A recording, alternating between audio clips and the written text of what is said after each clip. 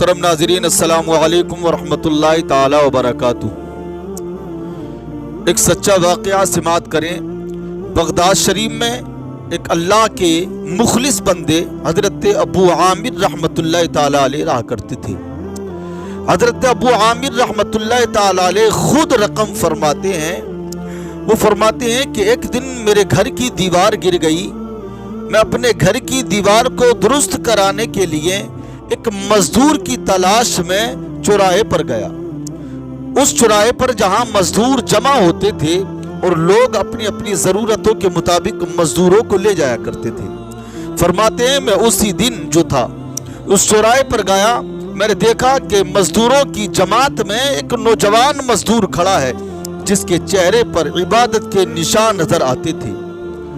फरमाते हैं कि मैं जब उस नौजवान के करीब गया और जाने के बाद में मैंने उस नौजवान से पूछा, क्या तुम मजदूरी के लिए आए हो? तो नौजवान ने जवाब दिया कि जी जनाब, मैं जब मजदूरों की सफ में खड़ा हूं तो फिर मजदूरी के लिए आया हूं। कहा क्या हमारे घर चलोगे?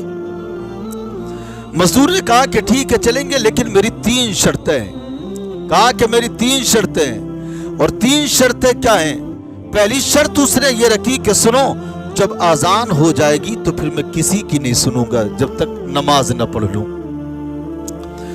फिर दूसरी शर्त रखी कि जब मेरी मजदूरी दोगे तो पूरी मजदूरी दोगे। और तीसरी शर्त रखी कि आप काम जो है मेरी ताकत के मुताबिक मुझे दोगे, मेरी सेहत के मुताबिक मुझे दोगे। हजरत अबू आमिर फरमाते हैं कि मैंने उसकी 3 शर्तें मंजूर कर ली और मैं उसको अपने घर ले आया। फरमाते हैं मैंने फिर उसको काम बताया और मैं जब बाहर निकला तो शाम को घर वापस आया। जब शाम को आकर के मैंने देखा तो वो काम इस कदर था कि एक दिन में 2 मजदूर इतना काम करते हैं जितना तन्हा उस एक ने किया था। मेरा दिल खुश हो गया। मैंने उसको निकाल करके उसके पूरे दिन की मजदूरी दी। उसके बाद में दूसरा दिन हुआ तो फिर मैं उसी बाजार में गया कि उसी नौजवान को लेकर के कहूंगा काम अच्छा करता है, वक्त पर नमाज भी पढ़ता है, उसी नौजवान को लेकर के आऊंगा। अबू आमिर फरमाते हैं कि मैं गया और जाने के बाद मैंने वहां तलाश किया तो मुझे उस मजदूरों की जमात में वो नौजवान नजर नहीं आया। मैंने दूसरे लोगों से पूछा क्या हुआ, वो नौजवान जो तुम्हारे साथ कल खड़ा था आज नहीं आया है, क्या मामला है?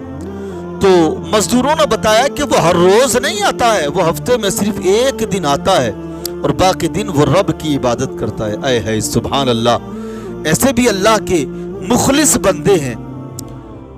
कहते हैं लोग कि वो बाकी अय्याम में अल्लाह की इबादत करता है और सिर्फ 1 दिन मजदूरी करता है। फरमाते हैं कि फिर मैंने उन लोगों से उसके घर का पता पूछा।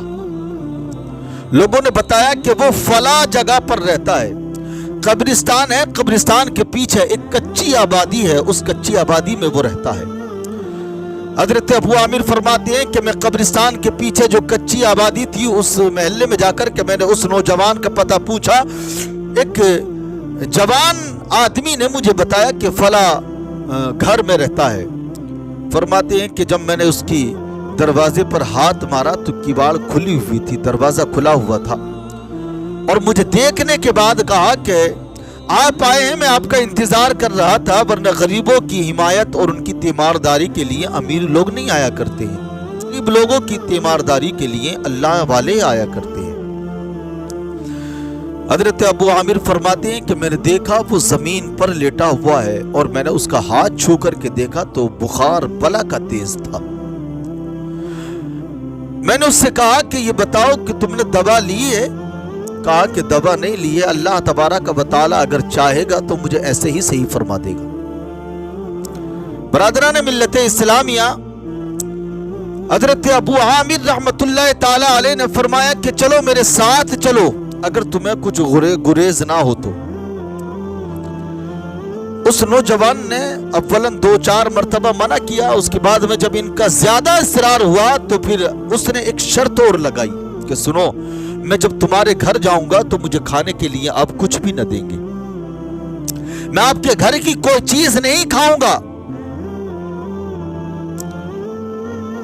اس کی اس شرط کو قبول کیا اور شرط کو قبول کرنے کے بعد میں کہا کہ ٹھیک.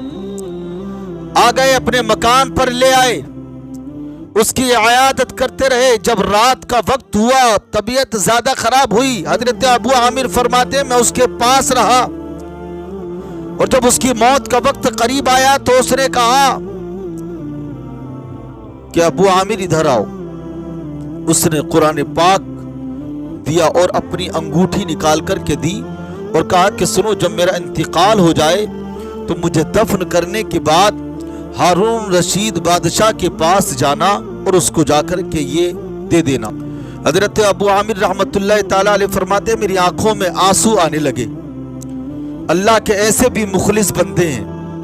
فرماتے ہیں کہ تھوڑی دیر کے بعد اس کا انتقال ہو گیا, اور جیسے ہی اس کا انتقال ہوا تو میں نے دیکھا انتقال ہونے کے بعد ہی فوراً خوشبوئیں مہکنے لگی. غسل دیا میں نے, غسل دینے کے بعد جب میں باہر نکلا میں نے دیکھا کہ اس کے دروازے پر بلا کی بھیڑ لگی ہوئی تھی. گروہ در گروہ آتے اور آنے کے بعد میں وہاں جمع ہو رہے ہیں. جب اس کی نماز جنازہ پڑھائی تھی, کثیر تعداد میں لوگ وہاں پر موجود تھے. نہ جانے کہاں سے آئے تھے, زمین سے نکل کر کے آئے یا آسمان سے اتر کر کے آئے تھے یا گرد و نوار کے لوگ تھے. آخر ان کو خبر کیسے مل گئی یہ میں بھی نہیں جانتا ہوں. فرماتے ہیں کہ کثیر تعداد میں لوگ تھے. دفن کر دیا. دفن کرنے کے بعد میں ہارون رشید کے دروازے پر گیا, اور جانے کے بعد میں نے کہا کہ میں ہارون رشید سے ملنا چاہتا ہوں. دربان نے ملنے نہیں دیا. آپ نے کہا کہ میں ان کا قاصد, ان کی کچھ امانتیں میرے پاس ہیں.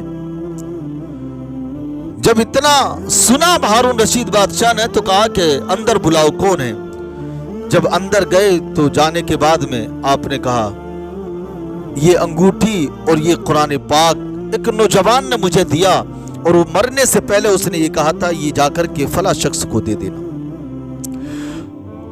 جب یہ انگوٹھی اور قرآن پاک دیکھا تو وہ بادشاہ نے فوراً کہا کہ وہ ہے کہاں جس نے آپ کو یہ امانت دی. کہا اس کا تو انتقال ہو گیا.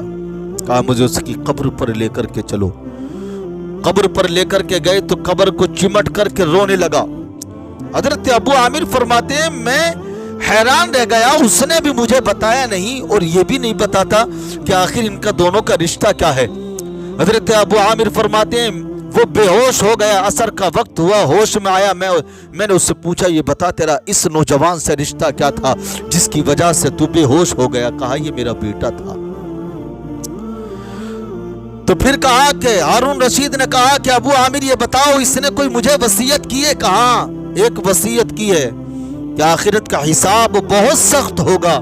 اپنی مال پر, اپنی سلطنت پر غرور نہ کر. اللہ تبارک و تعالی کی راہ میں سر کو جھکائے جا اور اپنے اندر عاجزی پیدا کر. اللہ اکبر. تو کچھ اللہ کے یوں بھی مخلص بندے ہوا کرتے ہیں کہ جب اللہ تبارک و تعالی کو راضی کرنا چاہتے ہیں تو اگرچہ بادشاہ کا بیٹا ہو لیکن ٹوٹی چٹائی پر زمین پر سونا پسند کرتا ہے.